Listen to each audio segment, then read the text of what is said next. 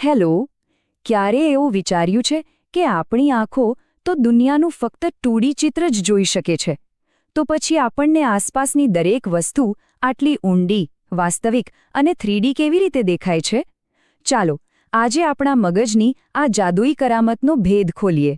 તો ચાલો, આ વાતમાં ઊંડા ઉતરીએ. મૂળ સવાલ આ છે, આપણી આંખો કોઈ કેમેરાની જેમ જ દુનિયાની સપાટ એટલે કે 2 ડાયમેન્શનલ તસવીરો જ કેપ્ચર કરે છે, તો પછી આપણને આજુબાજુની દુનિયામાં ઊંડાઈ અને અંતરનો આટલો સ્પષ્ટ અનુભવ ક્યાંથી થાય છે? વેલ, આ કોઈ જાદુ નથી, આ તો પ્યોર સાયન્સ છે. ઓકે, તો આખી ગેમ અહીંથી જ શરૂ થાય છે. આપણી દરેક આંખ મગજને દુનિયાનું એક અલગ, સપાટ ચિત્ર મોકલે છે. એટલે કે આપણને જે પણ માહિતી મળે છે એ મૂળભૂત રીતે 2D જ હોય છે. પણ આપણો અનુભવ એ તો એકદમ 3D હોય છે. અને આ જ તો એક કમાલ છે જે આપણે આજે સમજવાના છીએ. તો મગજ આ કરે છે કેવી રીતે? એ કેટલીક સ્માર્ટ ટ્રિક્સનો ઉપયોગ કરે છે. અને મજાની વાત એ છે કે આમાંથી ઘણી યુક્તિઓ તો કલાકારો સદીઓથી પોતાના ચિત્રોમાં ઊંડાઈનો ભ્રમ ઊભો કરવા માટે વાપરતા આવ્યા છે. આ સંકેતોને મોનોક્યુલર ક્યુઝ કહેવાય છે. કેમ? કારણ કે એ ફક્ત એક આંખથી પણ કામ કરી શકે છે. ચાલો, પહેલો સંકેત જોઈએ. આ જુઓ, એકદમ જાણીતું દ્રશ્ય છે, બરાબર ને? રેલવેના પાટા. જેમ જેમ એ દૂર જાય છે તેમ શું થાય છે? એવું લાગે છે ને કે જાણે એ એકબીજાની નજીક આવી રહ્યા છે અને છેક દૂર એક બિંદુ પર મળી જશે. આ એક બહુ જ પાવરફુલ વિઝ્યુઅલ સંકેત છે. આને જ કહેવાય છે રેખીય પરિપ્રેક્ષ્ય. આપણા મગજને ખબર છે કે સમાંતર રેખાઓ વાસ્તવમાં ક્યારે ભેગી નથી થતી. એટલે જો કોઈ ચિત્રમાં એ ભેગી થતી દેખાય તો એનો સીધો મતલબ છે કે એ રેખાઓ આપણાથી દૂર જઈ રહી છે. અને બસ, આનાથી તરત જ અંતરનો અહેસાસ થાય છે. હવે અહીં આ 4 પત્તા જુઓ. આપણને બધાને ખબર છે કે રમવાના પત્તા તો એક જ સાઇઝના હોય, પણ અહીંયા કેમ અમુક નાના અને અમુક મોટા દેખાય છે? આપણું મગજ આ માહિતીનો શું અર્થ કાઢે છે? આ છે સાપેક્ષ કદનો નિયમ. મગજ તરત જ હિસાબ માંડે છે કે ભાઈ, જો આ બધી વસ્તુઓ એક જ સાઇઝની છે તો જે નાની દેખાય છે એ ચોક્કસ દૂર હશે. છે ને એકદમ સિમ્પલ, પણ ઊંડાઈ સમજવા માટે આ બહુ જ અસરકારક છે. ચાલો, હવે આ જોઈએ. અહીં એક આકાર બીજા આકારને થોડો ઢાંકી રહ્યો છે. કયો આકાર નજીક લાગે છે? જવાબ તો મનમાં તરત જ આવી ગયો હશે, ખરું ને? એકદમ સાચું. જે વસ્તુ બીજી વસ્તુને ઢાંકે છે એ આપણને નજીક લાગે છે.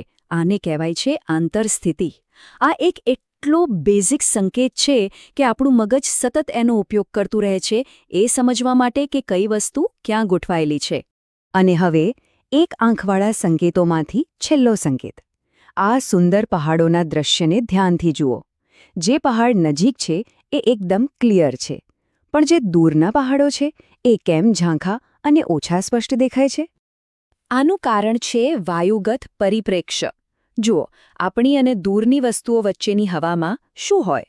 ધૂળ, ભેજ અને બીજા અસંખ્ય નાના નાના કણ. આ બધા કણ પ્રકાશને ફેલાવી દે છે અને એના કારણે જ દૂરની વસ્તુઓ થોડી ઓછી શાર્પ અને સહેજ વાદળી રંગની દેખાય છે. મગજ માટે આ પણ અંતર માપવાનો એક બીજો મહત્વનો ઇશારો છે. તો અત્યાર સુધી આપણે જે પણ સંકેતો જોયા એ બધા હતા મોનોક્યુલર, મતલબ કે એ એક આંખથી પણ કામ કરી શકે છે. પણ આપણી પાસે તો 2 આંખો છે અને એ જ આપણો અસલી સુપરપાવર છે. આનાથી આપણને મળે છે બાયનોક્યુલર સંકેતો, જે આપણને ઊંડાઈનો વધુ સચોટ અને એકદમ સાચો અનુભવ કરાવે છે. તો ચાલો હવે આ પાવર-અપની વાત કરીએ. 2 આંખો હોવાનો મતલબ ખાલી બેકઅપ નથી, એ આપણી જોવાની શક્તિમાં એક આખું નવું ડાયમેન્શન ઉમેરે છે, જે એક આંખથી શક્ય જ નથી. અને આની પાછળનું કારણ એકદમ સિમ્પલ છે. આપણી બંને આંખો વચ્ચે થોડું અંતર છે, બરાબર? એટલે દરેક આંખ દુનિયાને થોડા અલગ એંગલથી જુએ છે. જમણી આંખ કોઈ વસ્તુની જમણી બાજુ થોડી વધારે જુએ છે અને ડાબી આંખ એની ડાબી બાજુ. આ જે નાનો અમથો ફરક છે ને, એને જ સાયન્સની ભાષામાં કહેવાય છે દ્વિનેત્રીય વિષમતા. અને અસલી જાદુ અહીં જ થાય છે. આપણું મગજ આ બંને સહેજ અલગ તસવીરોને લે છે અને સરખાવે છે. એ જુએ છે કે બંનેમાં કેટલો ફરક છે. જેટલો વધારે ફરક એટલી વસ્તુ નજીક. બસ આ જ પ્રોસેસ આપણને અસલી 3D વિઝન આપે છે. તો આ બધી વાતનો સાર શું છે? આપણે જોયું કે 3D દુનિયા જોવી એ કોઈ ઓટોમેટિક વસ્તુ નથી. આપણું મગજ તો એક માસ્ટર જાદુગર જેવું છે, જે અલગ અલગ સંકેતોનો ઉપયોગ કરીને આપણી સામે વાસ્તવિકતાનું નિર્માણ કરે છે. એ આખી ટૂલકીટ વાપરે છે. એક આંખ માટેના સંકેતો જેમ કે રેખીય પરિપ્રેક્ષ્ય, સાપેક્ષ કદ, આંતરસ્થિતિ અને વાયુગત પરિપ્રેક્ષ્ય, અને આ બધાનો સરવાળો 2 આંખોથી મળતી દ્વિનેત્રીય વિષમતા. અને સૌથી મજાની વાત શું છે ખબર છે?